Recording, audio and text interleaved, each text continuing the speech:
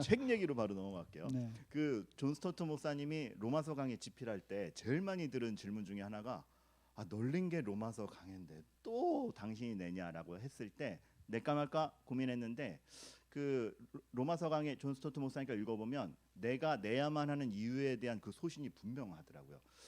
똑같은 질문을 드려. 웨스트민스터 소유리문답 강해가 없는 게 아닌데 근데 제가 글을 읽으면서 의지를 느꼈어요. 내셔야만 했구나. 소신이 있으시구나. 어떠십니까?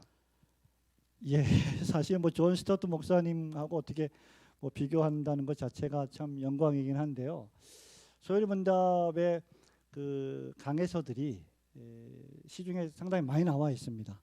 근데 여러분 잘 아시는 것처럼 소요리문답의 강해서들이에요. 소요리문답이 1문답부터 107문답까지 있는데 107문답에 대한 강의 내용으로 진행이 되어 있는 구성이 되어 있는 책들이 대부분이거든요.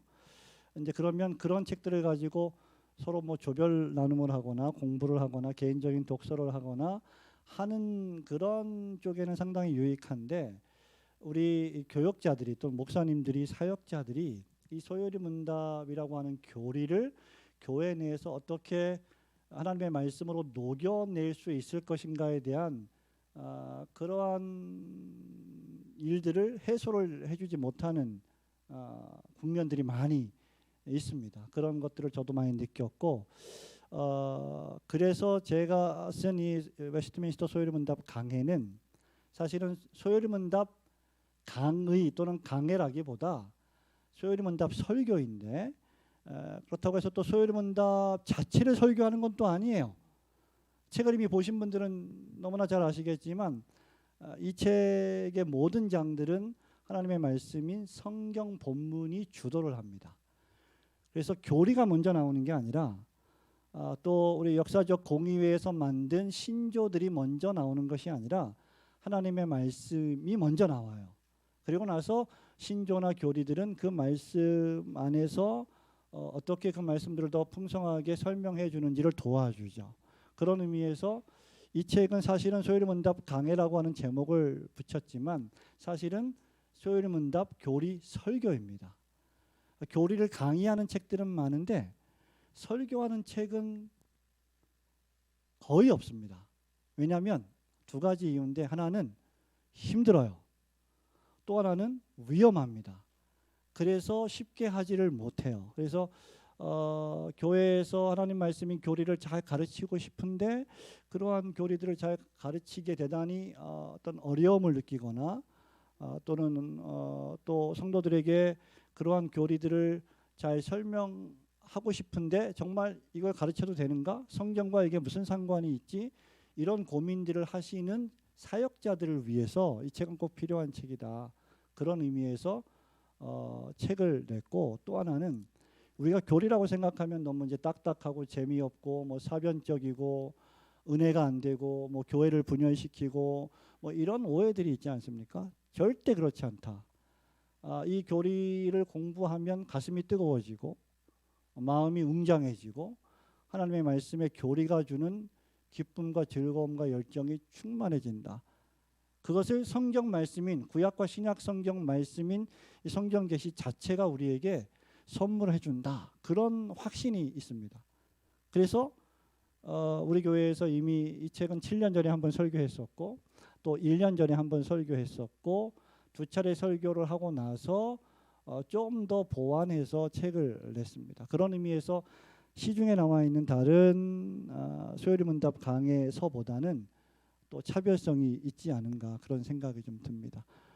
저도 독자 입장에서 그 차별성이 정말 분명해요. 그래서 오늘 이따가도 이 책의 어떤 차별성에 대해서 또 장점에 대해서 말씀 나눌 거지만 소요리 문답 설교라는 점에서 이 가는 뜨거움이 있습니다. 그래서 그거에 대해서 오늘 또 여러 가지 얘기 나눌 텐데 막 기대가 되시죠? 막 책도 기대가 되고 이 대담도 기대가 되고 기대가 되시죠? 네. 저는 왜 이렇게 긴장이 되는지 모르겠어요. 이게 한두 번 하는 게 아닌데 그렇죠. 네. 오늘 상당히 긴장되네요. 그렇죠. 예. 예. 사회자가 별로라서 그럴 수도 있습니다. 네. 아니 긴장이 안 되는 것처럼 이렇게 숨기고 있는데 긴장이 되네요. 그러니까 저는 이것도 신 목사님의 되게 큰 장점이라고 봐요. 왜냐하면 다른 강의에서도 긴장하신다는 말씀을 전해 들은 적이 있어요. 그러니까 베테랑이 베테랑답지 않은, 그러니까 매 순간이 소중하고 오신 분들이 소중해서 오는 긴장감이라 저는 생각이 듭니다. 그러니까 그만큼 여러분들 이 모임을 귀하게 여기신다라는 거 아시고 오늘 여러분에게도 큰 유익이 되었으면 좋겠습니다. 진짜 말씀을 잘하시는 것 같아요. 예.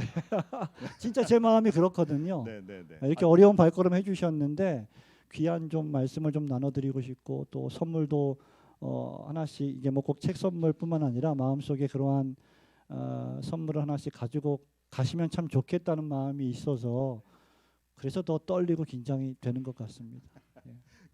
책이 원래 설교를 하신 것도 있지만 제가 하나 궁금했던 것 중에 하나가 이 출판사에서 사실 벨직 신앙고백서가 수년 전에 먼저 나왔거든요. 맞습니다. 이런 강의 집을. 근데 저는 벨직 신앙고백서를 읽으면서 오히려 이런 생각이 든 게 목사님께서 얼마나 소요리 문답을 귀히 여기시는지 알거든요. 그래서 저는 벨직 신앙고백서 읽으면서 소요리 문답을 먼저 쓰고 싶으셨을 것 같은데 그 생각이 먼저 들었어요. 그래서 어떻게 보면은 먼저 나왔을 책이 나중에 나왔는데 지금까지 나오기까지의 그 마음의 뜨거움, 그리고 왜 이게 벨직보다 뒤에 벨직을 뭐라 그러는 게 아니라 나오게 된 경위나 또 독자들이 이 책을 어떻게 여겨줬으면 좋겠다 기대감이 좀 있으신가요? 네, 개혁주의 신학에 있어서 우리가 추구하는 그 신앙의 표준 문서들이 있는데 그런 개혁주의 교회들의 표준 문서를 우리는 양대 산맥으로 구분을 할 수가 있습니다. 하나는 네덜란드 개혁교회의 표준 문서들이고 하나는 이제 장로교의 표준 문서인데 벨직 신앙고백서 여러분 잘 아시는 것처럼 하이데베르그 요리문답이랑 도울트 신경이랑 벨직 신앙고백서 이 세 개가 네덜란드 개혁교회들이 매 주일마다 읽고 공부하는 신앙의 표준 문서이거든요. 근데 저는 장로교 목사고 장로교단에 속해 있는 목사고 장로교의 표준 문서는 웨스트민스터 신앙고백서와 대요리 문답과 소요리 문답입니다. 그런데 제가 웨스트민스터 소요리 문답을 늦게 낸 가장 큰 이유 가운데 하나는 조금 더 완성도 있는 책을 내고 싶었고 그것은 제가 이제 개혁주의 장로교 전통에 서 있는 목사이기 때문에 이 소요리 문답에 대한 그 소중함을 좀 더 숙성시켜서 만들어서 내고 싶었습니다. 그렇다고 해서 벨직 신앙고백서를 숙성시키지 않고 냈다는 말은 전혀 아니에요.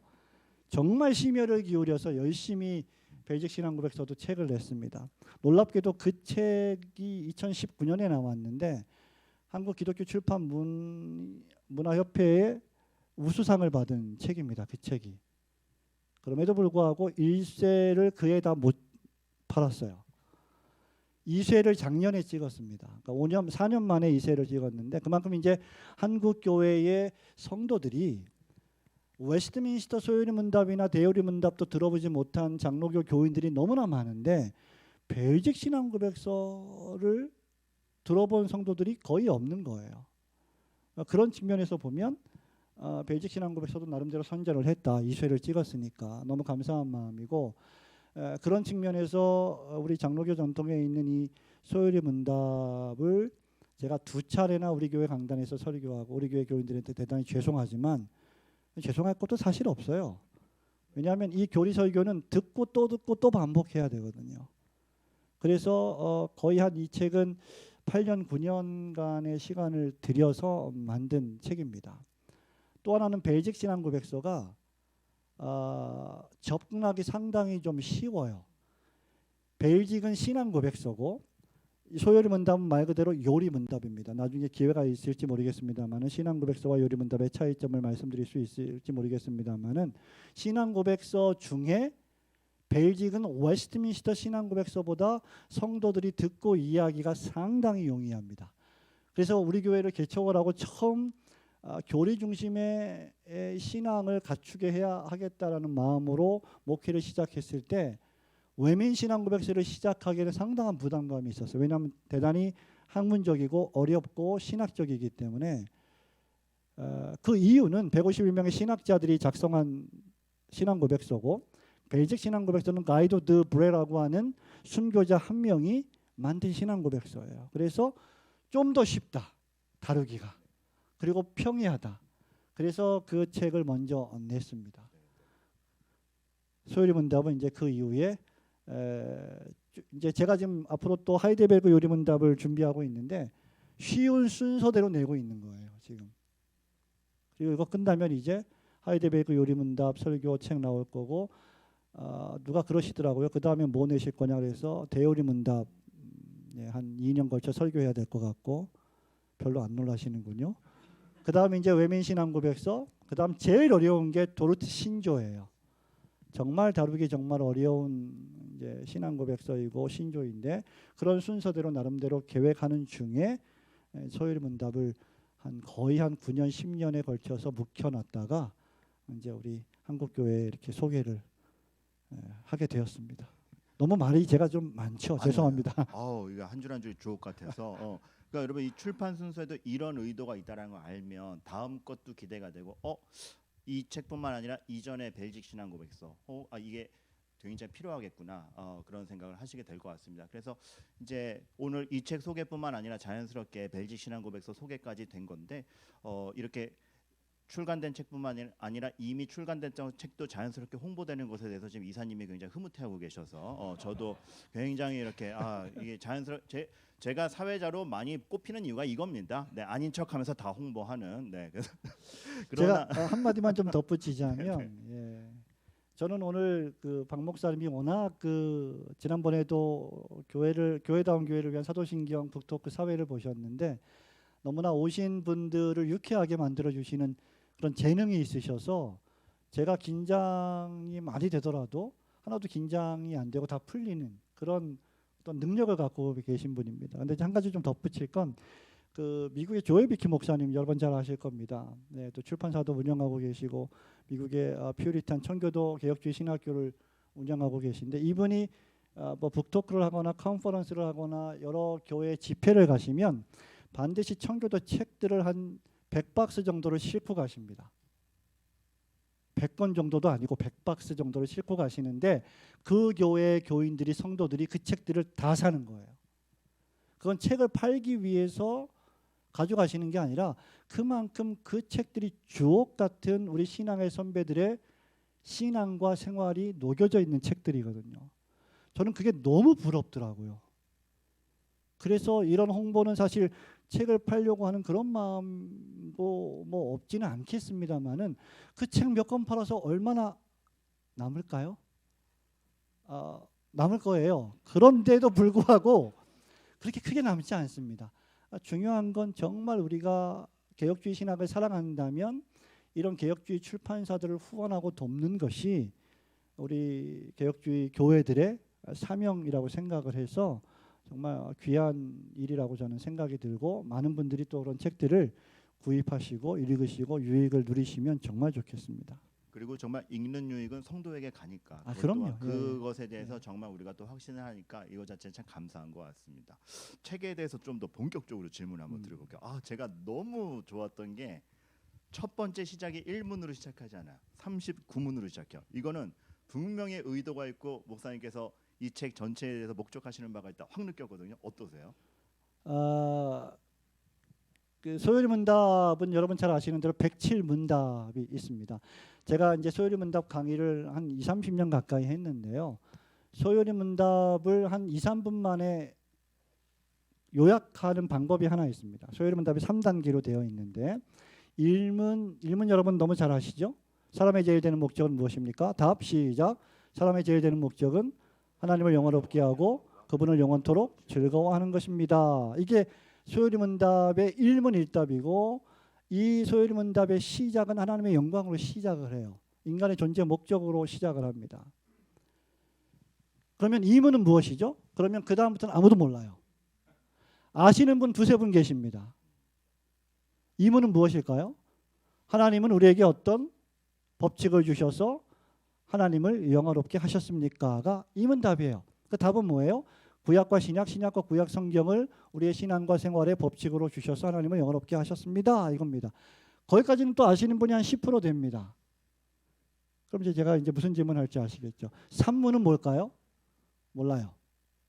그래서 제가 이제 우리 교단의 중고등부, 대학부 SFC 운동원들에게 특강을 이렇게 하게 하다가 가끔 그런 말 합니다. 소요리문답은 1문 1답밖에 없습니다. 그것밖에 모르는 거예요. 3문 답은 뭐예요, 여러분? 신구약 성경이 우리에게 교훈하는 바는 무엇입니까? 가르치는 바는 무엇입니까? 하나님을 어떻게 믿으면 그러니까 이게 1, 2, 3문입니다. 이게 첫 번째 서론이에요. 그리고 나서 소요리 문답은 크게 두 큰 기둥으로 되어 있는데 그것이 4문부터 38문, 39문부터 107문까지 되어 있습니다. 4문부터 37문은 뭐에 관한 내용이죠? 하나님에 대하여 어떻게 무엇을 믿을 것, 그러니까 믿음에 관한 부분이고 39문부터는 그 하나님에 대하여 우리가 어떻게 생활할 것, 하나님이 우리에게 요구하시는 의무에 관한 것입니다. 그러니까 노골적으로 말하면 기독교 신앙은 두 가지인데 새로운 게 아니잖아요. 갑자기 설교가 되는 것 같아요. 믿음과 행함이에요. 교리와 윤리입니다. 그래서 39문을 시작한 이유는 소요리 문답의 전체 구조를 알려드리기 위한 것이고 또 개혁주의 신앙이라고 하는 것은 단순히 지성적이고 정보적인 믿음만을 소유하는 것이 아니라 그 지성적이고 정보적인 교리적 믿음과 확신을 명제적으로 가지고 있다면 그 명제의 기초에서 어떻게 우리가 손과 발을 움직여서 하나님을 영화롭게 하는 삶을 살아갈 것인가를 가르치기 위해서 39문이 시작이 되거든요. 이 목적으로 1장을 1문 1답으로 시작하지 않고 이제 39문으로 시작을 한 겁니다. 그러니까 그 39문은 결국은 첫 장은 소요리 문답의 전체의 구조를 보여주고 있다. 이렇게 이해하시면 될 것 같습니다. 이런 질문을 우리 목사님뿐만 아니라 책을 읽으신 분이 저에게 개인적으로 물어오기도 하시고 궁금해서 여기 또 그분이 또 앉아 계십니다. 왜 그렇게 하셨는지 따져 묻더라고요. 잘 대답을 해드렸습니다. 근데 그 39문이 기점이 되는 부분이나 돌아보게 되고 전체를 보게 되고 마음가짐을 먹게 되는 게 진짜 독자로서 확 오게 되는 시원감이어서 질문을 안 드릴 수가 없었고 여러분들 그 취지를 알고 읽으시면 더 통쾌감이 있으리라 생각이 듭니다.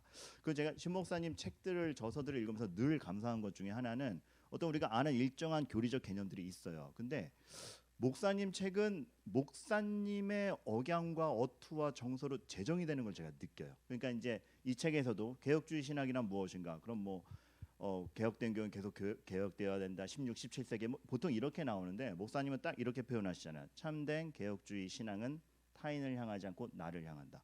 이러니까 오히려 개혁주의란 이런 것이구나에 대한 본질을 더 보게 되는 거죠. 그러니까 예를 들어 성화에 대한 개념도 뭐 점점 거룩하게 되는 과정입니다. 이렇게 가지 않고 딱 이렇게 말씀하신 것. 영화를 목적하는 하나님의 주권적 사역. 이렇게 되니까 마치 성화는 칭의를 하나님이 주시는 것.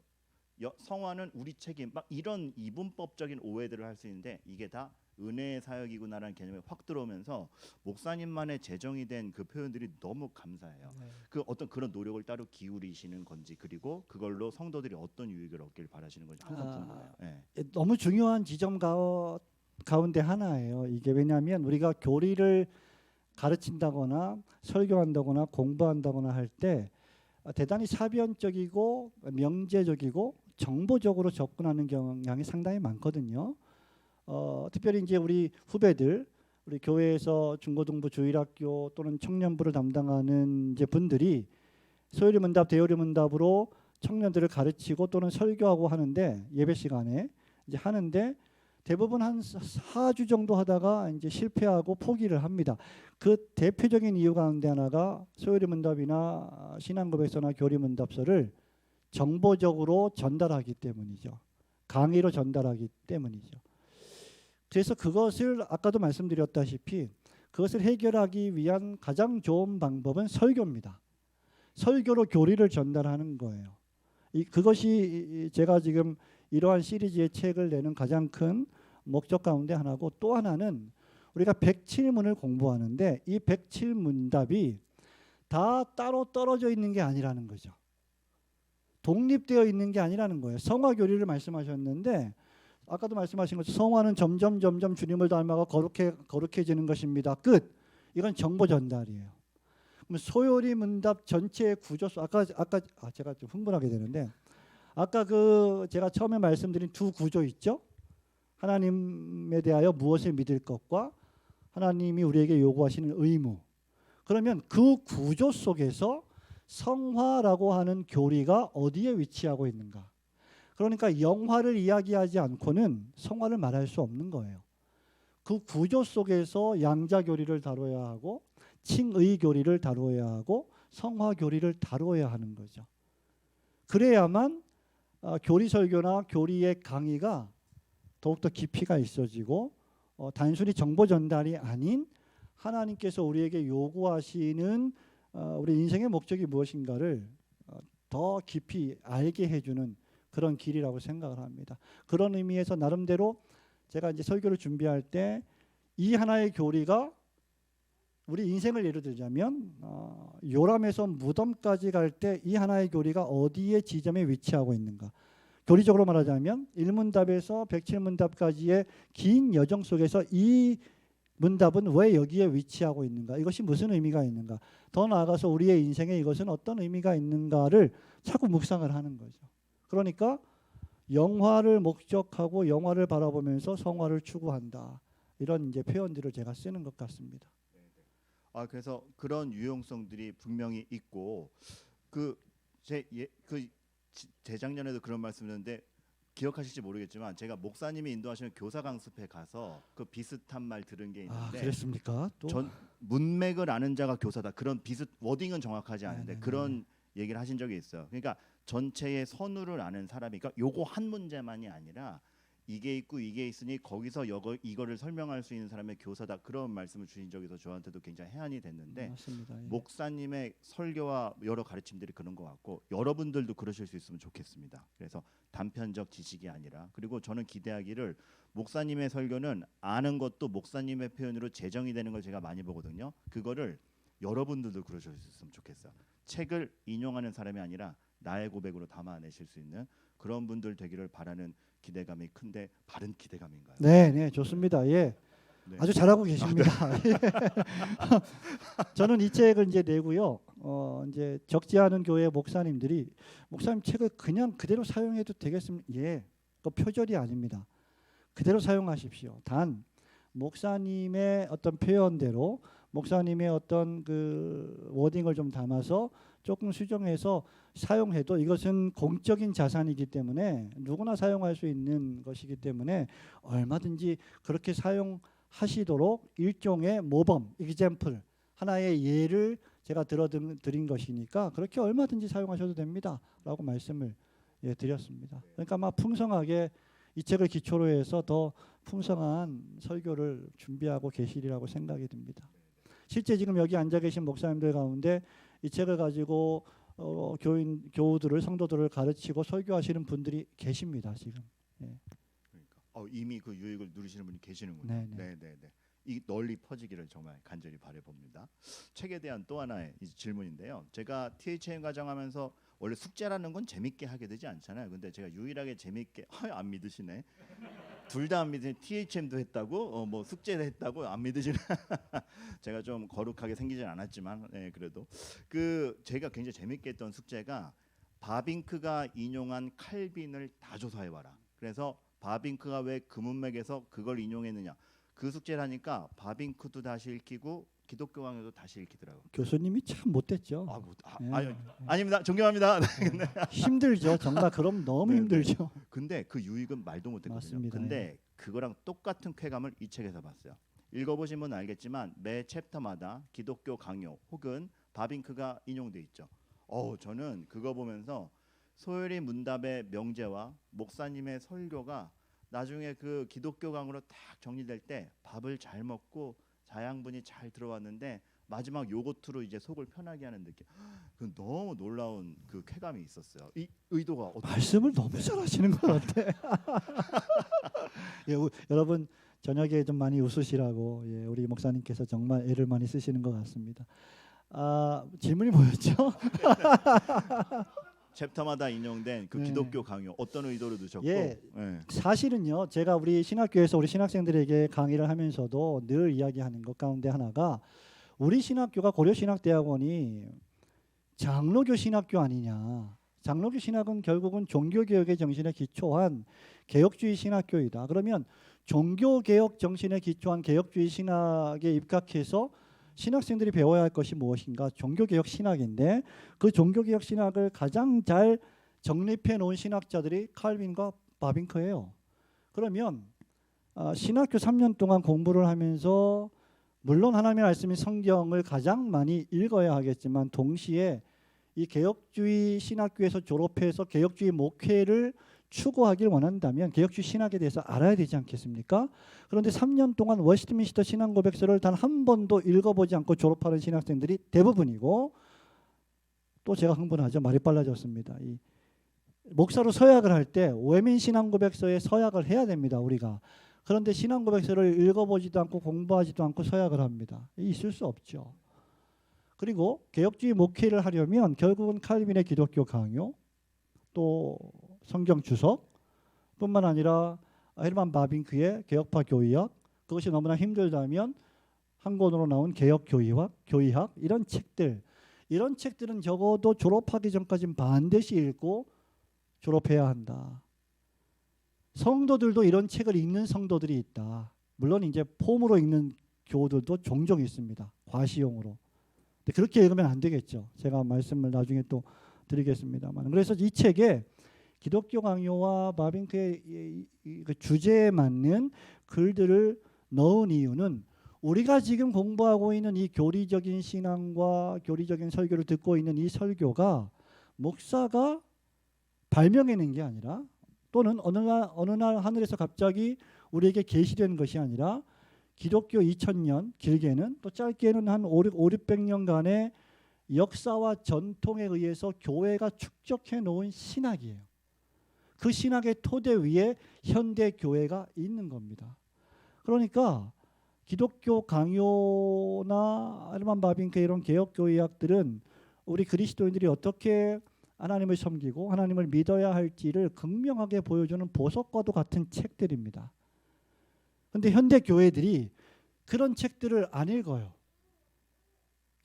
그냥 교회에 사람들만 많이 모아 놓으면 그것이 목회의 성공이라고 칭찬받는 시대가 되어버렸단 말이죠. 근데 그것이 목회 성공이 아니라는 것을 우리는 지난 코로나 3년 동안 목격했잖아요. 그 여파가 지금까지 있지 않습니까? 그래서 우리 성도들이 조금이라도 우리의 신앙의 역사적 전통, 이것을 좀 맛이라도 좀 봤으면 좋겠다. 그런 의미에서 기독교 강요 4권에서 이 각 주제에 맞는 글들을 제가 읽으면서 하나하나 50주제를 찾은 거예요. 근데 이게 제가 이 책을 쓰는 것보다 시간이 더 많이 걸렸습니다. 정확한 주제를 찾아야 되니까. 그래서 이 책이 한 권이 나오는 게 얼마나 힘든 일인가를 여러분 정말 또 한번 아시고 많이 기도해 주시면 좋을 것 같습니다. 제가 이 질문을 안 드릴 수 없었던 게 그 챕터 끝날 때마다 그 인용구가 나올 때 그냥 이렇게 그냥 툭 누신 게 아니고 마치 그 자석이 딱 달라붙는 듯한, 이거 끝나고 기독교 강요가 왔는데 이 주제랑 딱 달라붙는 듯한 느낌을 그거 받았어요. 읽으라는 거죠, 가서. 그렇죠. 예. 그래서 저는 얼마나 심혈을 기울여서 고르셨겠는가와 그거에 대한 감사함이 있어서 꼭 그 유익함을 누리시라는 차원에서 이 질문을 한번 드려봤습니다. 네, 아유 너무 감사하고, 자 이렇게 우리는 자양분을 우리에게 제공해주기 위해 저자분들께서 얼마나 애쓰시는지, 또 모든 교회 설교자들이 애쓰시는지 여러분들이 다시 한번 아시고 기도하시고, 가장 중요한 건 훌륭한 설교자는 칭찬받는 설교자가 아니고 성도가 잘하게 하는 설교자인 것 같습니다. 여러분들이 그래서 그 자양분을 잘 먹으셔야 돼요. 네. 너무 간지럽게 얘기했나요? 네. 야, 아무리 봐도 참 말씀을 너무 잘하십니다. 예, 좋습니다. 아니 그래서 저는 이런 부분에서 굉장히 교리 설교의 희망을 많이 받는데, 여러분들도 읽으신 분은 또 설교를 들으신 분은 느끼시겠지만 신 목사님의 설교나 이런 강의 지분 또 교리에 대한 주제라도 명확한데 따뜻해요. 느끼신 분도 있을 거예요. 명확한데 따뜻해요. 마이크가 꺼져 있었네요. 다시 신 목사님의 설교나 어떤 이런 강해집은 명확한데 따뜻해요. 주제가 교리라 할지라도 정확한데 따뜻합니다. 보통 정확하면 냉정하고 따뜻하면 풀어지는데 둘 다 있어요. 전 근데 그래서 여기서 교리 설교의 희망을 보는 거고, 교리 설교는 딱딱하거나 논리적인 게 아니고 정말 참된 교리를 보일 때 하나님 인격이 다 드러나는구나. 이게 너무 웅장하게 다가오는데, 교수님 어떠십니까? 교리 설교는 무엇이고 교리 설교에 지향돼야 되는 바는 무엇인지. 네. 이 주제를 이 짧은 시간에 교리 설교가 무엇인지 네, 정말 웅장한 주제를 아주 간단하게 말씀을 드려야 되는데 우리가 교리 설교하면 뭐 성경과 상관이 없는 설교인가라고 생각하는 분들이 많잖아요. 근데 결코 그렇지 않습니다. 제가 벨직 신앙법에서도 그렇고 이 소요리 문답 책을 낼 때도 그렇고 어떤 교리서에 관한 책을 낼 때도 늘 즐겨 쓰는 표현이 하나 있는데, 또 여러 신학교에서 강의를 하거나 특강을 할 때도 늘 당부를 드리는 말씀이 있는데, 목사의 설교는 필연적으로 교리적이어야 한다. 왜? 성경이 교리적이기 때문이다. 전체 성경이 교리를 말하고 있어요.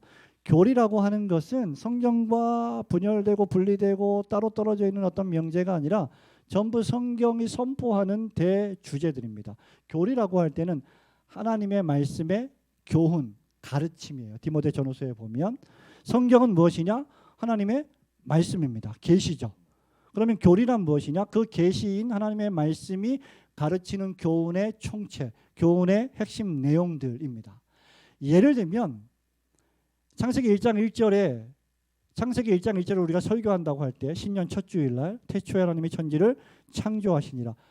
교리적이지 않을 수가 없습니다. 왜? 이 짧은 한 구절 안에 교리가 다 들어가 있어요. 어떤 교리가 있습니까? 목사님들? 어떤 교리가 있어요? 미안해요. 신론이 들어가 있잖아요. 하나님에 관한 교리. 어떤 하나님입니까? 말씀으로 천지를 창조하신 하나님, 하나님의 전능성. 또는 창세 전에 이미 존재하신 하나님의 선제성. 그죠? 성부와 성자와 성령께서 함께 계시는 삼위일체 교리. 모든 성경이 교리를 말하고 있어요. 그리고 이 교리를 믿고 받아들이는 모든 그리스도인의 심령에 불을 던져줍니다. 교리를 바로 읽고 바로 듣고 바로 공부하면 심장이 뜨거워지지 않을 수 없습니다. 창세기 1장 1절을 읽으면서 하나님에 대한 묵상을 하는데 가슴이 차가워진다? 있을 수 없죠. 우리가 주기도문 예수님이 가르쳐 주신 기도에 대한 말씀을 들을 때 하늘에 계신 우리 아버지요.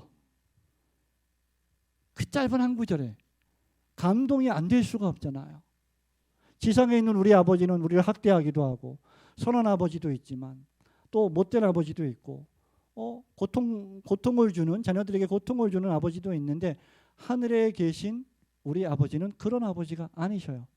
그래서 우리 아버지 된 모든 성도들도 그런 하나님 아버지를 닮아가야 하고 우리의 자녀들도 그런 아버지를 위하여 기도해야 되고 아버지가 또 그런 자녀들을 위해서 기도하는 그러한 마음의 뜨거움을, 열정을 불러일으키는 것이 결국은 뭐다? 하나님의 말씀이 가르치는 교리다. 그러므로 교리 설교란 무엇이냐? 우리의 지성과 우리의 정서와 우리의 의지와 인격을 움직이게 만드는 설교라고 저는 생각을 합니다. 딱딱한 설교가 전혀 아닙니다. 뜨겁습니다. 그리고 애정이 넘칩니다. 그리고 겸손합니다. 예, 교리 설교, 교리를 바로 공부하는 목회자들이나 성도들은 겸손할 수밖에 없어요. 개혁주의 신학을 바로 이해를 한다면 어떻게 교만할 수가 있습니까? 그것을 공부하면 공부할수록 하나님의 위대하심을 느끼게 되고 자기 자신이 얼마나 처참한 죄인인지 그 부패함이 얼마나 더럽고 불결한지를 말씀을 통해서 거울로 깨닫게 되잖아요. 그러면 어떻게 그가 교만할 수 있겠냔 말이에요. 그러니까 교리는 우리에게 정말 지정의 전인격적으로 따뜻함을 주는, 겸손하게 만들어주는 그런 교훈이다. 이렇게 정의할 수 있을 것 같습니다. 그래서 한국교회가 한국교회가 그런 좀 더 이상한 설교 말고 그런 전인격을 움직이고 변화시키는 그런 강단으로 좀 변화되었으면 좋겠어요. 저는 정말 너무 답답할 때가 많습니다. 교회다운 교회도 쓰고 이 책도 쓰고 뭐 많은 책을 썼지만 어떨 때는 허무함 같은 걸 느낄 때가 있죠. 이렇게 애쓰고 노력하는데 변화가 잘 안 되어 보이는 현 시대의 모습들을 볼 때, 그리고 정말 하나님의 말씀 같지 않은 설교에 대해서 열광하고 진짜 하나님의 말씀의 교리를 가르치는 목회자들은 홀대하는 이 시대가 가슴이 너무 아파요. 어떤 때는. 그래서 이제 그만할까? 그런 생각이 들기도 하는데 그럴 때일수록 더 우리는 꿋꿋하게 이 길을 가야 된다. 그런 생각으로 지금까지 하고 있습니다. 그러니까 어떻게 보면 이런 모임 자체가 교수님 죄송한 말씀이야 그만할까라는 그런 마음 가진 분들이 있을 수 있어요. 근데 그렇죠. 이렇게 모였을 때 네, 진짜 네. 확 짚혀지는 것 같습니다. 맞습니다. 확신을 예, 갖게 예. 되고. 나만 외로운 게 아니구나. 우리 같이 외롭구나. 그리고 내가 잘 가고 있구나. 내가 이렇게 열심히 하는데 교회가 그렇게 뭐 다른 교회는 뭐 수백 명, 수천 명 폭발적으로 막 부흥하지도 않고 막 고만고만하고 뭐 1년, 2년, 3년, 5년, 7년, 10년 했는데 별 변화가 없어 보이고 그런데 하나님은 그 속에서 역사하신단 말이죠. 그런데 난 잘 못 느껴요, 그걸. 그래서 이제 그만 포기할까? 이제 그만둘까? 하는데 이런 모임을 통해서 하나님이 용기를 주시는 거죠. 북토크를 하는 가장 큰 목적 가운데 하나가 저는 그거라고 생각해요.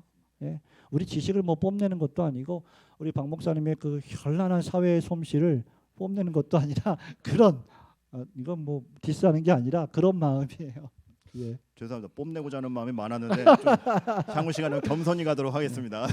아니 피곤하실까봐 저도 한번 좀 유머를 곁들여봤습니다. 감사합니다. 근데 지금 이제 온라인으로 보시는 분들도 어딘가 네네. 지방에 계셔서 오지 못하시는 분들 맞습니다. 그 진짜 도화선이 함께 가기를 진짜 간절히 바래요. 우리 같이 확신하고 같이 독려하며 가도록 합시다. 화이팅. 네. 근데 교리 설교관에서 조금 더 질문을 드릴게. 이제 후배 설교자들을 위한 조언을 좀 부탁드리는데 이제 두 가지 착각이 있는 것 같아요. 하나는 교리 용어를 쓰면 교리 설교다라고 착각하는. 그래서 그 정말 진전성과 뜨거움은 하나도 전달 안 되는 그 부류가 하나 있냐면 한 부류는 정말 사실 성경이 제대로 강해되면 교리는 저절로 드러난다고 생각하거든요. 맞습니다. 근데 본인에게 어떤 그 교리 용어가 드러나지 않기 때문에 나는 그냥 아닌가 봐 하는 용기 잃은 또 목사들도 있는 것 같아요. 좋은 이런 두 부류의 설교자에게 조언 주실 게 있으실까요? 네, 저는 이제 영어 공부할 때 사실은 이제 기초부터 시작해서 좀 중급, 상급 이렇게 올라가는 경우도 있지만 영어는 어차피 모르잖아요, 우리가. 미국 사람, 영국 사람이 아니니까 어려운 것부터 시작해도 괜찮다.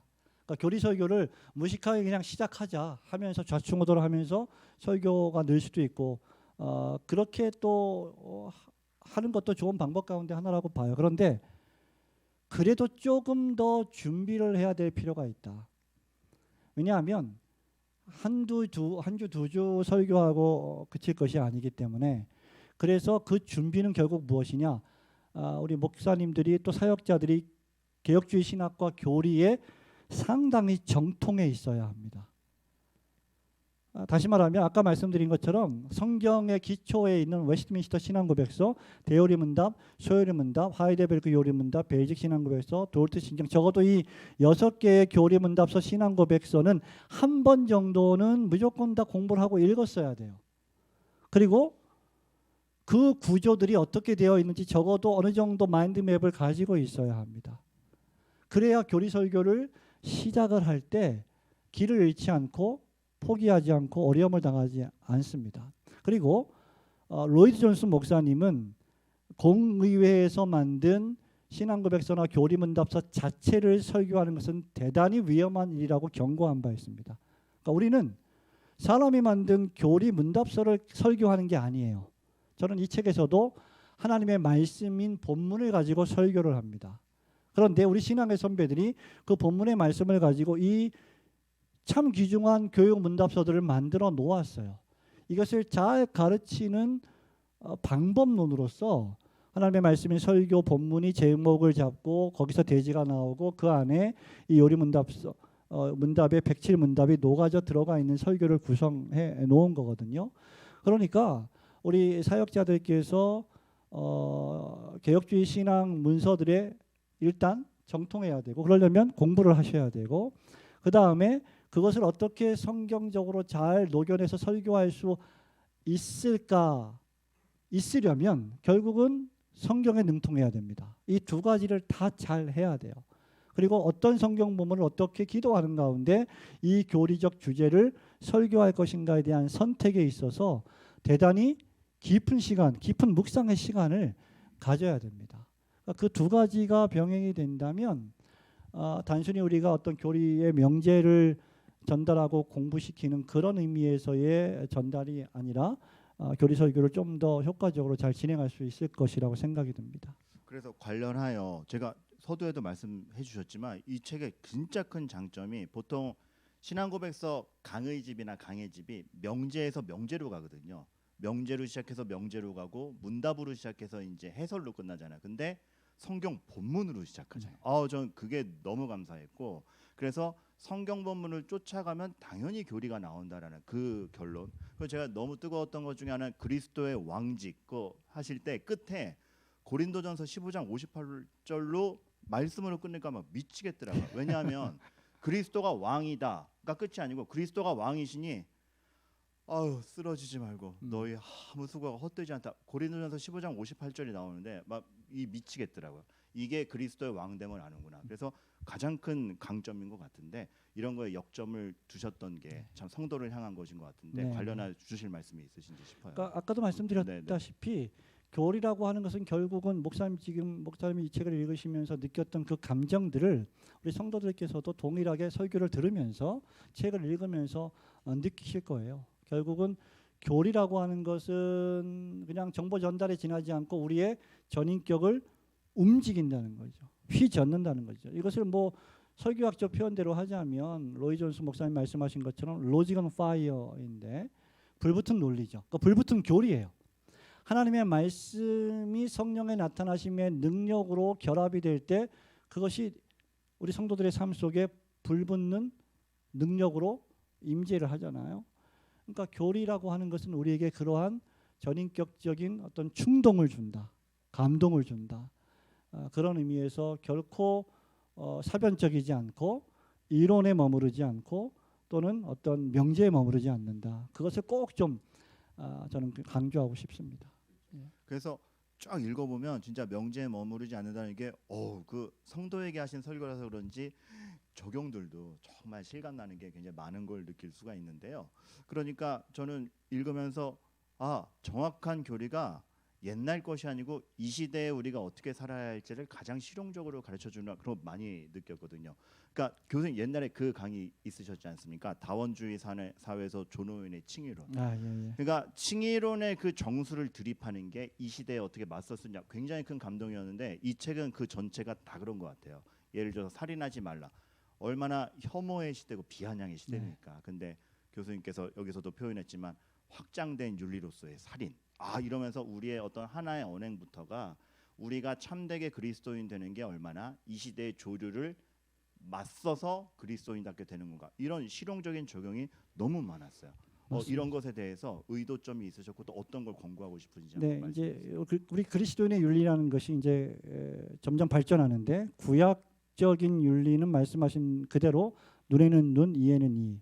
실제로 사람을 죽이면 살인죄가 되는 거잖아요. 근데 신약의 윤리는 그리스도께서 그것을 더 확장시키시죠. 실제로 사람을 칼로 찔러 죽이지 않았어도 사람을 죽이고자 하는 감정이 들었거나 의도가 있거나 모티베이션, 의도가 생겼거나 어떤 그런 마음을 먹었다면 그것조차 살인이라는 거죠. 그러니까 이게 이제 확장된 윤리로서의 살인인데 그런 의미에서 보면 전 인류가 모든 사람들이 죄인이 아닌 사람들이 아무도 없습니다. 그리고 우리가 외면적으로 살인하지 않고 외면적으로 뭐 죄를 지지 않고 도둑질하지 않고 그렇게 해서 도덕적으로 깨끗하게 보이는 사람들이 주변에 많이 있겠지만 실제로는 그런 사람들도 얼마나 많이 영적으로 피폐한 죄인들인지를 교리가 다 들추어내는 거죠. 그런 의미에서 저는 이러한 교리의 교육이나 교리의 설교나 교리의 가르침이라는 것이 결국은 그리스도를 대항하여 높아진 이 세상의 가치관, 사상, 문화를 깨뜨리는 강력한 무기가 될 수 있다. 그렇게 생각을 합니다. 그런 의미에서 우리는 좀 더 교리 설교를 해야 하고 교리를 좀 더 가르쳐야 한다라는 생각이 듭니다. 저는 정말 확신하는 게 옛날에 작성된 어떤 문서가 아니라 이 시대에 여전히 변함없는 진리로서의 그 유효함, 이 시대에 적용될 수 있는 그거를 너무나 잘 알려주는 것 같아서 정말 강추를 드리고요.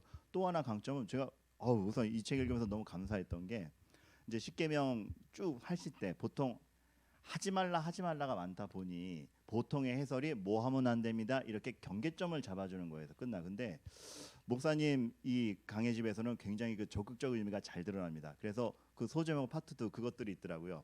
긍정적으로, 적극적으로, 부정적으로, 소극적으로. 그래서 뭘 안 한다 해서 끝나는 게 아니고 안 하면 뭘 할 것이냐. 그래서 기가 막혀. 간음에 대한 것도 간음하지 말라가 아니고 하나님을 뜨겁게 사랑하라로 이게 적용점이 가거든요. 그러니까 뭘 안 한다가 아니고 어디로 가느냐. 저는 이거 정말 너무 시원하고 정말 이렇게 표현해서 죄송합니다. 기가 막힐 정도로 좋았습니다. 네. 감사합니다. 그래서 이런 부분을 좀 어떻게 성도들이 앞으로의 하나님의 말씀을 읽음에도 단지 소극적으로가 아니라 적극적으로 대항해야 되는지, 또 이 책에서 그런 해설을 통해서 어떤 부분을 좀 성도님들이 누리셨으면 좋겠는지. 우리가 보통 이제 이 아까도 말씀드린 것처럼 이 소요리 문답의 큰 두 기둥 가운데 두 번째가 하나님이 우리에게 요구하시는 의무에 관한 것인데, 그 큰 두 기둥이 십계명과 주기도문입니다. 근데 십계명 하면 우리가 보통 잘 아시는 것처럼 뭐뭐 하지 말라라는 계명으로 시작이 되잖아요. 근데 성경은 절대로 부정적인 선포에서 멈추지 않지 않습니까? 언제든지 긍정적인 결말과 선포로 이어집니다. 그래서 이 부정적인 계명의 명령이 우리로 하여금 긍정적인 삶의 어떤 윤리로 확장이 되는데, 그런 것들을 아주 세밀하게 연구하고 글로 또 신학적인 문서들로 만들어낸 분들이 우리 신앙의 선배들이에요. 이분들이 웨스트민스터 신앙고백서와 대소요리 문답을 제정하시고 만들어 내신 거죠. 그러니까 그런 의미에서 성경 말씀은 절대로 부정적이지 않다. 그렇기 때문에 우리 그리스도인들도 폐쇄적이거나 부정적이거나 뭐 자꾸 다 안 하는 쪽이 아니라 더욱더 하나님의 말씀을 긍정적으로 실천할 수 있는 그러한 윤리를 우리에게 교훈해 주는 그런 책이라고 생각이 됩니다. 예. 그래서 여러분 정말 적극적인 그리스도인들 되시길 바라겠어요. 정말. 그러니까 개혁주의를 많이 하는 사람을 이렇게 완고한 사람이 아니고 얼마나 적극적 사랑을 펼치는 건지 여러분 통해서 드러나기를 또 기대해 봅니다. 네. 여러분 질문 몇 개 안 한 것 같아. 벌써 50여 분의 시간이 지나갔어요. 시간 너무 빨리 지나가죠. 이게 즐거운 시간이니까 그냥 슉 지나가는 것 같습니다. 여러분 벌써 거의 1시간 지나갔다는 거 체감 못 하셨죠? 그렇다라고 해주세요. 네.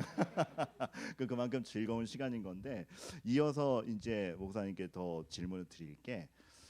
이게 이 책을 읽는 것도 그렇고 우리가 신앙을 전수하는 것도 그렇고 가르치는 것도 그렇고 이런 고민이 있습니다. 사실 소요리 문답이 중요하고 맞는 건 알지만 전달하는 게 어려워요. 그러다 보니까 가르치는 분들이 그 목사든 교사든 누구라 할지라도 나는 확신하는데 듣는 사람이 어떻게 들을지 몰라서 막 오해 없이 전달하려고 이렇게 막 애를 쓰거든요. 그러다 보니까 어떤 표현은 조금 순화시키고 막 예화로 막 하려고 그러고. 근데 교수님 한번 이거 짚어주셨으면 좋겠어요. 오해 없이 전하려고 하는 게 목적이 되기보다 그냥 바르게 전하려고 하는 게 목적이 될 때도 효과적인 거지. 어떤 관점을 가지고 계십니까? 오해 없이 전하려고 하는 그 시도 자체가 결국은 사람을 의식하는 거거든요. 오늘날에 적지 않은 설교들이 결국은 앉아있는 회중들을 의식하고 설교를 합니다. 물론 우리가 회중들에게, 성도들에게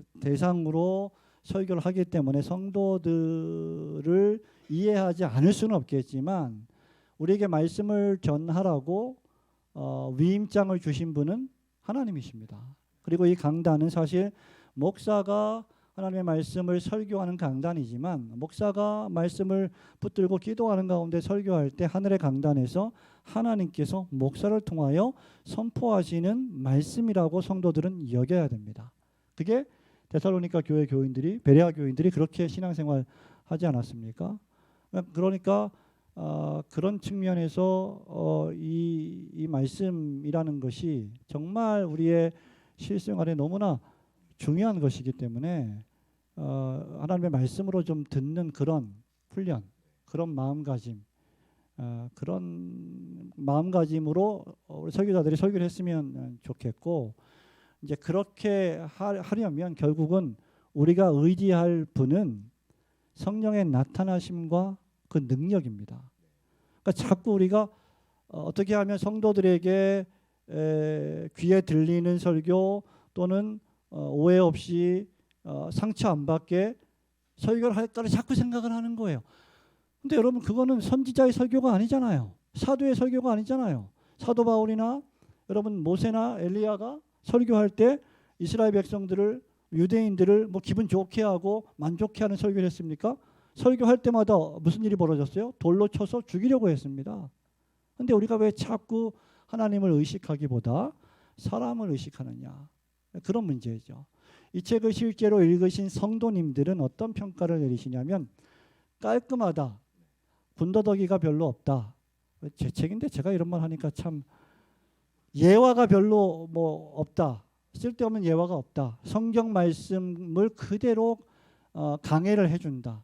그래서 너무 좋다. 이런 평가들을 제가 직접 우리 목사님들 통해서 들었습니다. 그러니까 어떻게 하면 성도들을 재밌게 하지, 즐겁게 하지, 기분 좋게 하지가 아니라 어떻게 하면 하나님의 말씀을 잘 가르치고 설교해서 하나님을 기쁘시게 하지, 이 목적이 달성된다면 성도들은 중생받고 회심한 하나님을 경외하는 성도들이라면 그러한 설교를 좋아하고 기뻐하고 즐거워하리라 저는 확신합니다.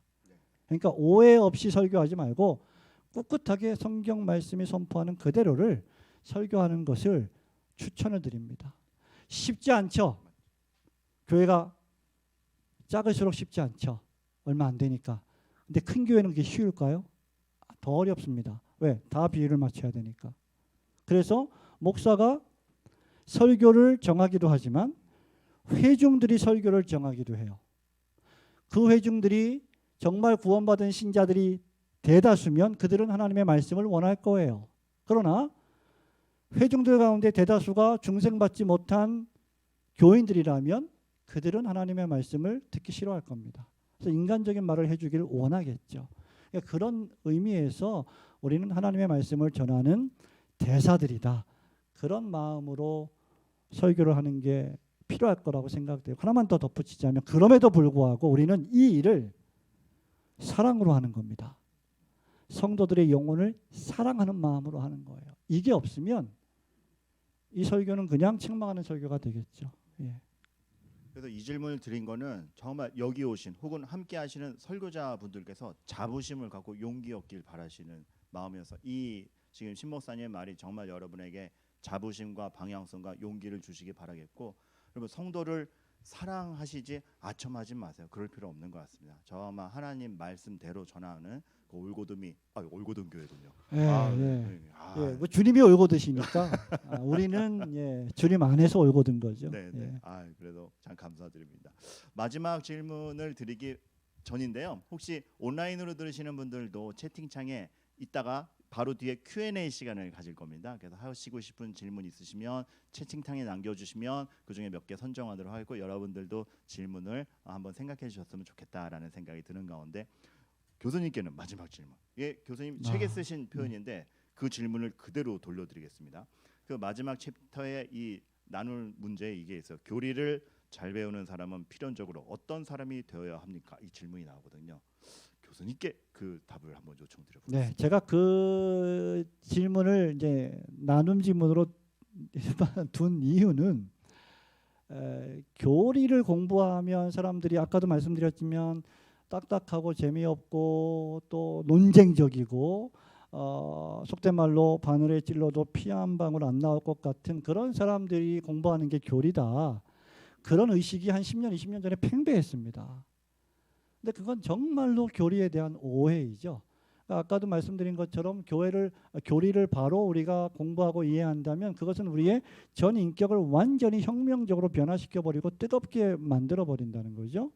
그러니까 그런 교리를 마음에 담고 있는 성도들은 어떤 사람이 되어야 하는지, 첫 번째로 하나님께 영광을 돌리는 사람입니다. 소요리 문답의 부제가 영광에서 영광으로거든요. 소요리 문답은 하나님의 영광으로 시작해서 영광으로 진행하다 107문답도 하나님의 영광으로 끝납니다. 그러니까 교리를 제대로 공부한다면 우리는 하나님의 영광을 위하는 사람이 될 수가 있어요. 교회 목회도 마찬가지 아닙니까? 우리의 왕국을 만드는 게 아니라 사람들을 많이 모아서 끌어모아서 우리의 목소리를 내고자 하는 교회를 만드는 게 아니라 하나님께서 영광 받으시는 교회를 만들기 위하여 우리가 목회하고 설교하는 거 아니겠어요? 교리를 바로 배운다면 하나님께 영광을 돌리는 사람이 된다. 두 번째는 가슴이 뜨거워짐으로 말미암아 하나님을 사랑하고 동시에 하나님이 창조하신 사람들을 사랑하는 신자가 된다. 하나님께 영광을 돌리고 하나님을 경외하는 사람들과 뿐만 아니라 세상에 있는 모든 사람들을 그리스도 안에서 사랑하는 신자가 되게 만든다. 이것이 교리를 바로 공부하는 사람들이 추구해야 될 목적이거든요. 디모데후서 4장에 보면 말세에 위험한 때가 이르리니 바울이 경고하고 있습니다. 그 말을 다른 표현으로 하면 고통당하는 때가 이르리니라고 했는데 그 때의 특징 가운데 하나가 사람들이 자기를 사랑하고 돈을 사랑하고 그리고 무정하고 원통해하며 원통함을 풀지 않고 자고하며 사나우며 절제가 없다. 딱 우리 시대인 것 같아요. 이러한 시대에 우리는 이 개혁주의 신앙의 교리를 바로 공부하고 믿는 사람으로서 이러한 시대에 역행하는 이러한 시대의 가치를 오히려 전도시키고 변혁시킬 수 있는 주역이 되어야 한다. 그런 의미에서 그 마지막 질문을 제가 그렇게 넣은 것 같습니다. 그래서 그 마지막 질문 자체도 뜨겁더라고요. 그리고 책 전체를 정리하기에 너무 좋았던 질문이고 정말 여러분 나중에 나눔 질문을 그냥 스킵하지 마시고 보통 우리 본문만 읽고 그 질문에서 내가 생각 안 하거든요. 여러분의 답을 꼭 달아보시기를 간절히 부탁을 드립니다. 여러분 이렇게 1시간여 나눴는데 책의 내용과 장점 그리고 이 책의 차별성 이게 좀 느껴지시나요? 그리고 정말 읽어볼만 하겠다. 그리고 우리가 가진 신앙 유산과 그 확신이라는 것이 그리고 하나님이 이렇게 우리 삶에 이렇게 말씀과 교리와 고백을 통하여서 개입하심에 대해서 여러분들이 확신하셨으리라 생각이 되는데 그것을 앞으로 잘 누려가시기를 바라겠고 책을 통하여 그 유익을 또 전파해 주시기를 간절히 바라겠습니다. 네, 그래요. 이 시간은 이제 나머지 시간은 한번 우리 질문과 답, 이 저자와의 질문과 답 시간을 가져보도록 하겠는데 혹시 대담을 들으시면서 혹은 책을 읽으신 다음에 질문이 있거나 아니면 교수님께 다양한 여러 가지 의문점들을 한번 나눠보는 시간을 가지면 좋겠습니다. 자유롭게 질문해 주시죠. 네. 너무 점잖으시다. 네. 질문하면 뭐 상품 드려요? 아니 그런 거 아니고 한번 정직하게 이건 한번 여쭤보고 싶었다 하는 거 있으면 자유로이 질문 주시면 감사하겠습니다. 네. 아니면 이런 것도 좋아요. 교수님을 향한 감사의 표현 또 교수님 저자에 대한 격려 이것도 괜찮습니다. 네. 하시고 싶은 말씀 질문 다양하게 해주시면 좋을 것 같습니다. 그럼 질문 생각하시는 네네네. 이 책 쓰실 때 참고하셨던 서적이나 어떤 인물이나 책이 있으신가요? 온라인 분들을 위해서 이 책을 쓰실 때 참고한 서적과 인물이 있나 질문이 들어왔습니다. 어떠신가요? 일단 소요리문답 강해에 관계된 개혁주의 신학자들이 쓴 소요리문답 강해서들이 있습니다. 아주 너무 많아서 다 열거하기 어려울 정도인데 주로 이제 저는 현대의 저자들의 글도 좀 보고 또 17세기 종교개혁 신학에 기초한 청교도들이 작성했던 소요리문답 강해서들도 좀 보거든요. 그 두 가지를 다 보는 이유 가운데 하나는 이제 17세기 때는 이 소요리문답, 요리문답을 작성했던 당사자들이 어떤 의도로 이것을 작성했는지에 대한 원뜻을 잘 드러내주고 있고 현대 목회자들이 쓴 강해서들을 보면 그것을 현대에 어떻게 적용시킬 것인가. 그러니까 설교학적 용어로 하자면 브릿지를 놓는다고 하는데 설교의 브릿지, 다리를 놓는다고 하는데 1세기 때의 이 하나님의 말씀을 21세기에 어떻게 적용할 것인가. 이 두 가지 책들을 다 보거든요. 너무 많아요. 사실은 너무 많아서 어느 한 분을 말씀드리기는 좀 그런데 그 가운데서 제가 가장 즐겨 읽는 책이 소요리문답 강해 G.I. 윌리엄슨 박사님이 쓴 소요리문답 강해입니다.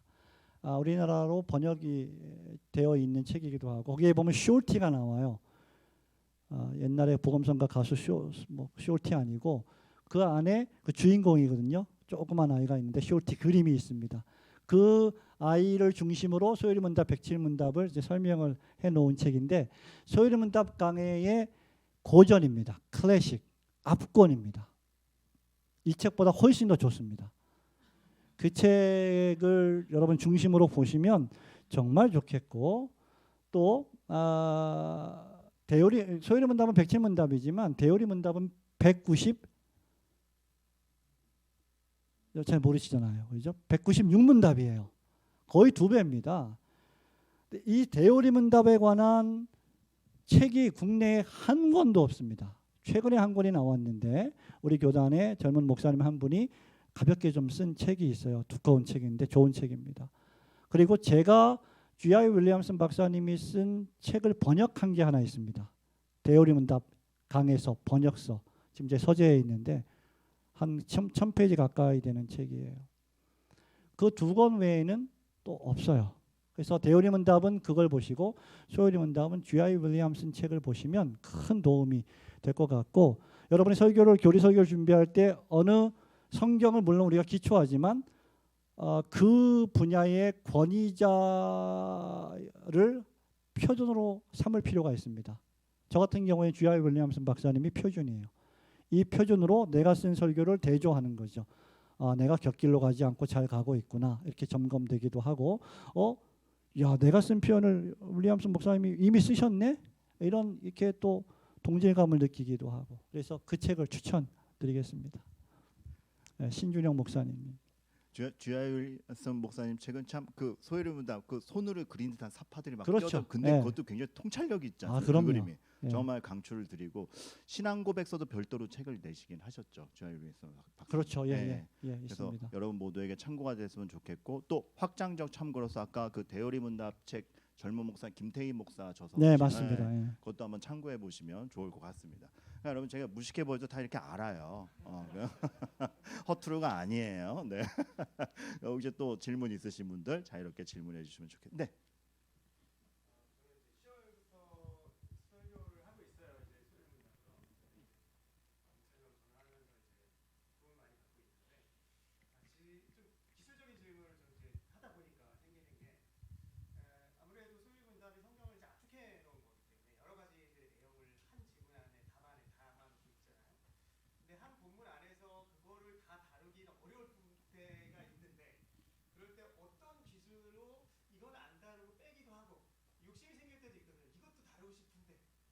이거에 대한 기준이나 이런 걸 어떻게 좀 처리하셨는지. 온라인 분들을 위해서 한 본문으로 이 교리 이 한 문답에 있는 교리를 다 다룰 수 없는데 이걸 어떻게 해야 되는지. 네, 교수님. 그게 이제 현실적인 고민이죠. 예를 들면 일문일답 아니면 뭐 칭의교리나 또 십계명에 관한 교리를 또는 이제 신앙고백서나 이런 다른 여타 교리 문답서에 있는 내용들을 설교로 할 때 한 본문이 그것을 다 담고 있지 못한 경우가 있습니다. 그러면 설교하기가 어렵겠죠. 그럴 경우에는 그 본문이 담고 있는 그 교리를 한두 가지만 설교하고 두 번째로 그 본문 말고 다른 본문이 또 나머지 교리를 설명하고 있다면 2회로 나누어서 그 교리를 설교할 수도 있습니다. 그러나 저는 그렇게 추천드리고 싶진 않아요. 간단하게 한 주제를 가지고 한 본문으로 설교하는 것이 성도들에겐 가장 효과적이다. 그리고 그러려면 결국은 목회자가 설교자가 성경 본문에 대단히 능통해 있어야 되고 정통해 있어야 돼요. 제 경험으로 볼 때는 성경 본문 중에 한 절이든지 세 절이든지 7절이든지 성경의 소요리 문답, 대요리 문답, 신앙 고백서의 어느 한 주제를 다 담지 못할 본문은 하나도 없습니다. 그래서 이 본문을 정하는 게 설교자들에게는 교리 설교를 할 때 본문을 정하는 것이 가장 중요해요. 저는 그 본문을 정하는 데 가장 많은 시간을 사실은 드립니다. 본문이 정해지면 설교는 50% 이상 이미 준비가 되어 있는 거예요. 왜? 교리를 다 알고 있기 때문에. 그래서 저는 가능한 한 본문이 이 교리들을 다 담고 있는 그 본문을 찾는 것이 설교자들에게 가장 큰 급선무고 숙제이다. 그걸 찾아야 됩니다. 저도 찾았고 여기에 보면 여러분 십계명 설교가 있고 주기도문 설교가 있는데 하이데베르크 요리 문답에도요. 십계명과 주기도문이 있어요. 후반부에 보면. 그러면 똑같은 주제잖아요. 그런데 설교 본문은 다 달라요. 놀랍게도 내용도 달라요. 강조점도 달라요. 나중에 책이 나와보면 여러분 아시겠지만, 그래서 성경의 본문이 그만큼 풍성하다는 거죠. 이것을 2번, 3번, 4번 설교할 수 있을 정도로. 그래서 기술적으로 이 교리적 주제를 다 담고 있는 본문을 성경을 읽으면서 찾으시라는 말씀이고, 그러려면 성경을 체계적으로 매일 읽는 훈련이 필연적입니다. 전제가 돼야 됩니다. 로이 존스 목사님이 유명한 말을 했죠. 목사에게 가장 저주스러운 그런 습관 가운데 하나는 설교할 때만 성경을 읽는 것이다. 왜냐하면 설교를 뭘 할지 모르니까 성경을 펼쳐서 찾는 거예요. 우리가 신사도의 은사가 있다면 그런 은사가 없지만 펼쳐서 그냥 나오는 본문 갖고 설교하면 얼마나 좋겠어요. 그런데 우리는 신사도주의를 배격합니다. 그러니까 성경을 꾸준히 체계적으로 매일매일 읽고 그 말씀에 능통해 있으면 이 교리에 대한 설교 본문이 떠오릅니다. 구약의 어디, 신약의 어디. 그러니까 결국은 성경을 우리가 정말 많이 읽고 묵상해야 한다. 그런 말씀을 드리고 싶습니다. 관련해서 전 이 책에서도 놀라운 게, 말하자면 맨 처음에 선정하신 그 본문이 뻔하지 않은 게 나와요. 여러분 책 읽어보시면 이 교리엔 이거 나오겠지 하는데 딱 보면 다른 본문 나와. 근데 기가 막히게 연관성이 있고 이게 이거였구나. 그 풍성함이 있는데 여러분들도 그렇게 되시기를 정말 간절히 바라겠습니다. 진짜로. 그러니까 예를 들면 일문일답을 우리가 설교할 때요. 일문일답이 사람의 제일 되는 목적이 무엇입니까? 하나님께 영광을 돌리는 거죠. 하나님께 영광하면 딱 떠오르는 본문 몇 개 있잖아요. 뭐예요? 윤 목사님. 하나님께 영광을 돌리자. 어떤 본문이 떠오릅니까? 갑자기 강의를 제가 하고 있네요. 이사야 말씀도 생각나고, 또 신약에 보면 로마서 11장도 있어. 로마서 11장 만물이 주에게서 나오고 주로 말미암고 주에게로 돌아가면 영광이 그에게 세세히 있으리로다. 고린도전서 10장 31절. 그죠? 먹든지 마시든지 무엇을 하든 다 하나님의 영광을 위하여 하라. 4장 21절. 예. 그런데 저는 이 하나님께 영광을 돌린다는 설교를 할 때 요한복음 17장의 본문을 아버지의 영광을, 예수님께서 하신 기도죠. 아버지의 영광을 나에게 주셔서 나의 제자들도 아버지의 영광을 나에게 하옵소서. 다른 종류의 본문을 이제 선정을 했거든요. 그러니까 그 말은 무슨 말이냐면, 제가 어떤 기술적인 그런 탁월함이 있어서가 아니라 그 성경의 본문들이 그만큼 하나님의 영광에 대한 풍성한 이해를 제공해 준다는 그런 의미입니다. 그래서 저도 책을 읽고 교리를 더 알았다는 느낌보다 성경을 입체적으로 보게 됐다는 느낌이 훨씬 컸거든요. 그래서 정말 하나님과 가까워질 수 있는 계기가 또 이 책을 통해서 주어지기를 바랍니다. 네. 또 다른 질문 혹시 있으신 분? 네, 질문해 주시죠. 네. 오늘 잠깐 첨언 드리면, 회중에 보통 많은 북토크를 가면 연령이 다양한 연령층이 오는데 오늘 최연소 참가자가 있습니다. 생후 100일. 근데 그 생후 100일의 아버지인가 봐요. 그죠? 너무 감사드리고 이 추운 겨울에 그 열정이 너무 감동스러워요. 질문해 주시죠.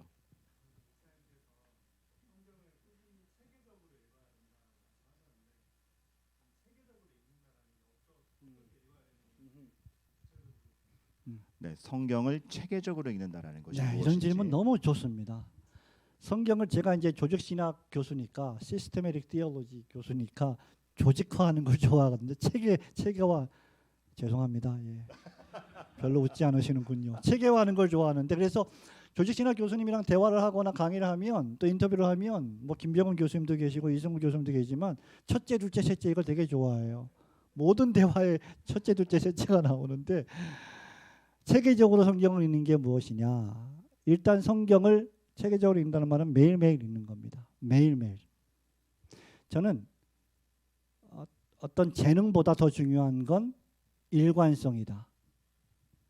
매일매일 그 일을 할 수 있느냐. 그건 재능보다 더 뛰어난 일입니다. 놀라운 일입니다.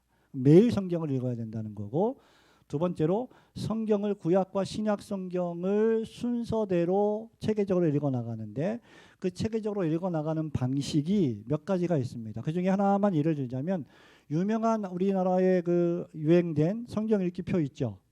로버트 머레이 맥체인 목사님이 만든 성경 읽기표. 로스모리 맥체인 목사님은 29살의 젊은 나이에 돌아가셨습니다. 스코틀랜드 던디에서 목회했던 분인데 이분에 대한 전설 같은 일화가 있죠. 이분이 설교하러 성경을 들고 올라가는 그 순간 성도들이 그 모습을 보고 눈물을 흘렸다. 너무 부럽습니다 정말. 우리는 뭐예요, 그럼? 근데 그거는 왜 그러냐? 두 가지라고 생각이 되는데요. 모레이 목사님, 맥체인 목사님이 그만큼 하나님의 말씀을 뜨겁게 사랑한 겁니다. 그리고 성도들이 목회자를 위해서 그토록 기도한 거예요. 얘기가 좀 빗나갔습니다만은 그 맥체인 목사님이 하루에 4장 구약과 신약 성경 2장씩 그것을 구속사적인 방식으로 읽어 나가게 만들었어요. 그런 거를 우리가 활용할 수 있고 또 우리 교회에서도 하고 있지만 많은 교회가 하고 있는 웨스트민스터 미국의 신학교에서 교수들이 만들었던 Reading Jesus 프로그램. 이 프로그램을 통해서 성경을 10개월 동안 일독을 할 수 있습니다. 적어도 체계적으로.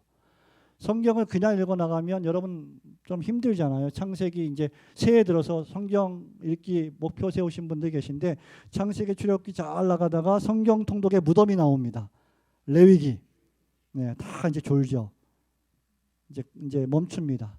근데 이러한 이 리딩 지저스나 로버트 모레이 맥체인 목사님이 만드는 성경 읽기표는 그렇게 성경을 입체적으로 체계적으로 구속사적으로 편성해 놓았기 때문에 은혜롭게 성경을 읽을 수가 있어요.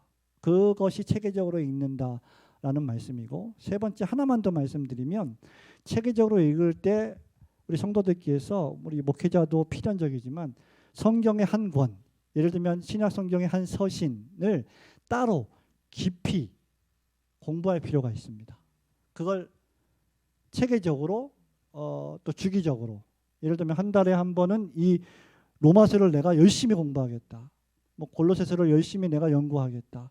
이런 방식으로 평생을 성경을 읽어 나가면 구약과 신약 성경에 대한 깊은 이해와 통찰을 가질 수 있고 그래야 목사의 설교에 은혜를 받을 수 있어요. 많은 교인들이 목사의 설교에 은혜를 못 받는 여러 가지 이유가 있겠지만 그 중에 하나는 성경을 몰라서입니다. 너무나 중요한 일이에요. 성경을 정말 가까이 하고 열심히 읽는 성도들은 말씀에 대한 갈급함과 사모함이 있기 때문에 은혜를 받습니다. 그래서 성경 읽기는 너무나 중요하다라는 생각을 하게 됩니다. 최연소 북토크 참가자에게 축하의 말씀을 드립니다. 참 그런 질문을 할 수 있는 아빠라는 게 아이에게 그 자체로 참 언약 자손으로서의 복이 아닌가 싶습니다. 네, 더 잘 아시겠지만 맥체인 성경 읽기표 얘기하셨지만 로이드 존스 목사님께서도 그거에 따라서 꾸준히 읽으시지 않으셨습니까? 예, 평생을 그렇게 성경을 읽었죠. 엘리자베스 사모님이 많은 그 목사님들이 내 남편에 대해서 잘 모르고 있다. 내 남편이 뭐 위대한 사람이고 설교를 너무 잘하는 사람으로 알고 있지만 사실 내 남편은 두 가지를 얘기했는데 기도의 사람이고 성경의 사람이다. 항상 기도했고 항상 성경을 읽었다. 예, 그게 로이 존스 목사님의 설교의 능력이었던 거죠. 예.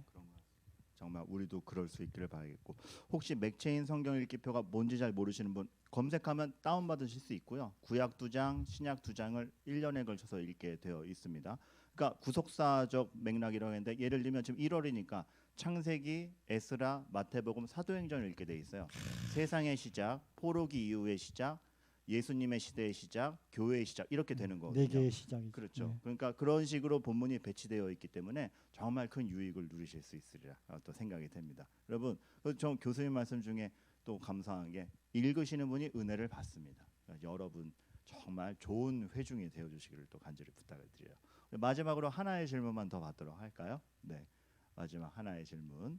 그리고 이 질문 이후에는 이제 온라인 송출은 끝나겠지만 교수님과도 교제하고 또 책 구매하고 이러한 시간들을 갖도록 할 텐데 마지막 하나의 질문 혹시 하실 분 있으시면 해주시면 감사하겠습니다. 네, 없으시면 제가 사실은 네네네. 예.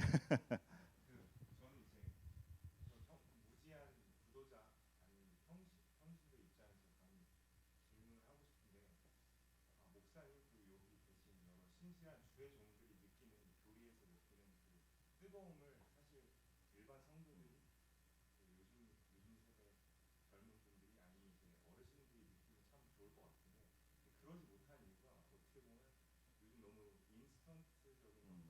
컨텐츠에 절여져 있어서 실질적으로 어떻게 보면 문맹과 그런 장애물 때문에 이런 것들을 접한 성경 읽는 것도 어렵고 이런 위대한 서적들을 읽는 게 참 어려움이 있는데 그런 그 목사님들이 느끼는 그런 즐거움을 같이 체험하려면 어떻게 해야 할까요? 이런 서적이 어떻게 좀 가까이 가는 것조차도 네, 성도가 정말 이게 목사들만의 뜨거움이거나 목사들만의 이해가 아니라 성도가 이 뜨거움과 이 이해를 가지려면 어떻게 하면 좋겠는가 질문을 주셨습니다. 예. 사실 이제 목회자들이 어떤 생각을 갖고 있냐에 따라서 그 교회의 성도의 회중의 성격이 어느 정도 결정이 됩니다. 그래서 그런 좋은 목회자를 만나는 것이 사실은 가장 큰 성도의 복이고, 그런 목회자와 함께 그런 유익들을 누릴 수 있는 목회자를 만나도록 기도하시면 좋겠고, 이미 교회를 섬기고 있고 목회자를 만난 그런 분들이라고 한다면, 그런데 그런 것들이 잘 충족이 안 되는 상황이라고 한다면 개인적으로 이러한 개혁주의 신앙의 문서들을 탐독하면서 기도하면서 자기 자신의 어떤 영적이고 내적인 신앙의 힘을 좀 키워가는 것이 필요하겠다 싶고, 말씀을 너무 잘해 주셨는데, 오늘날 우리 시대는 정말 어떤 영상의 시대고 또 화면의 시대고 그림의 시대이다 보니까 사실은 뭐 10분, 20분, 30분 이렇게 설교에 집중하기가 대단히 어렵고, 현대교회 설교들은 뭐 대형 교회들 보면 뭐 그렇지 않은 교회도 있습니다만은 약 23분에서 27분의 설교가 끝납니다. 이유는 방송을 하기 때문이죠. 또 하나의 이유는 회중들이 긴 설교를 원하지 않고 싫어하고 감당하지 못하기 때문입니다. 왜 이렇게 됐을까? 결국은 교회가 시대의 문화에 타협하고 있기 때문이다. 그렇다고 해서 무조건 긴 설교를 하라는 것이 또 정답은 아니라고 생각을 해요. 종교개혁 시대에도 장광설을 늘어놓는 설교자들을 칼빈이 치리하기도 했습니다. 징계하기도 했습니다. 1시간 반, 2시간씩 설교하는 목사들도 있었기 때문에, 근데 그게 은혜가 된다면 괜찮겠죠. 근데 그렇지 않으면 또 문제가 되니까 치리하기도 했는데, 그럼에도 불구하고 오늘날 우리 시대는 너무나 아주 말초신경을 자극하는 그런 쾌락의 시대에 노출되어 있다. 그리스도인들은 결국 이것을 역행하는 겁니다. 그러니까 루터가 그런 말을 했죠. 그리스도인의 몸의 기관은 오직 기관은 오직 귀뿐이다. 로마 가톨릭 교회로부터 루터가 종교개혁을 시행했는데 그 이유 가운데 하나가 로마 가톨릭 교회는 보여주는 예배였잖아요. 미사. 그런데 종교개혁의 예배는 말씀을 듣는 예배였어요. 그래서 우리가 이 시대의 이 문화의 노출을 좀 줄이고 우리 그리스도인들 스스로 그러한 시간들을 좀 줄이고 하나님 말씀을 읽고 듣고 이런 좋은 경건 서적들을 탐독하는 시간을 늘리면서 또 그러한 다른 그리스도인들과 연대하고 그러한 것들을 잘 추구하고 있는 교회의 목회자를 찾는 것이 바람직하다라고 생각이 듭니다. 그 마지막을 종지부 찍는 굉장히 좋은 질문을 주신 것 같습니다. 감사를 드리고 그것이 성도 여러분들께 정말 실천이 되기를 간절히 바라고 또 분별이 있기를 바랍니다. 오늘 이렇게 북토크에 와주신 여러분 너무 감사를 드립니다. 사실 느낌상으로는 그래요. 지금 시간 제한을 두고 있지만 계속 얘기하려면 계속 얘기할 수 있을 것 같아요. 밤새도록 얘기할 수 있습니다. 그럼요. 네, 예. 정말로 즐겁습니다. 네. 그런데 아쉽게 여기로 머무르지만 이 이후에 모든 향유는 책을 통해서 누리시기를, 그리고 책을 통해서 하나님 만나시기를, 책을 통해서 성경을 더 보시기를, 그거를 여러분께 부탁을 드리고, 이러한 귀한 또 구심점이 되어주신 우리 저자이신 신호섭 목사님께 우리 다시 한번 박수로 감사의 표시와 격려를 하도록 하겠습니다. 감사드리고, 결국은 우리가 오늘 이게 책과 저자를 하나님께 다가가기 위함입니다. 그래서 목사님, 제가 미리 말씀 못 드리지만 기도로 마무리해 주시면 어떨까 생각이 됩니다. 네, 기도하겠습니다. 하나님 감사합니다. 부족한 우리들을 우리 하나님이 불쌍히 여기시고 이렇게 정말로 어려운 시국에 주님 앞에 모여서 하나님 말씀에 대한 진리를 나누고 또 교제하는 복된 시간 주셨음을 감사합니다. 이 시간을 통하여서 하나님 홀로 영광 받아주시고 우리에게는 하늘문을 여사 하나님의 은혜를 충만히 부어주셔서 위로받게 하시고 용기 얻게 하시고 꿋꿋하게 주님이 맡겨주신 우리 각자에게 맡겨주신 사명들을 잘 감당하는 주의 사역자들이 되도록 은혜를 베풀어 주시옵소서. 우리 예배당의 사람들을 가득 모으는 것이 목적이 아니라 하나님의 사람들을 만드는 것을 목적하며 하나님께 영광 돌리는 것이 우리의 목적이 될 수 있도록 주님 역사하여 주시옵소서. 우리 어려운 시간 중에도 참석하신 모든 성도님들 또 목회자들 가정을 붙드시고 섬기는 교회를 축복하시고 돌아가는 발걸음이 평안하게 하시고 이후의 모든 성도의 교제 가운데 사랑과 은혜가 충만하도록 도와주시옵소서. 예수님의 이름으로 기도하옵나이다. 아멘. 그래요. 우리 좋은 씨앗 출판사에게 감사를 드리고 참여하신 모든 분께 감사드리고 무엇보다도 우리 저자이신 신호선 목사님께 감사드려요. 우리 박수로 격려하며 마치도록 하겠습니다. 감사합니다.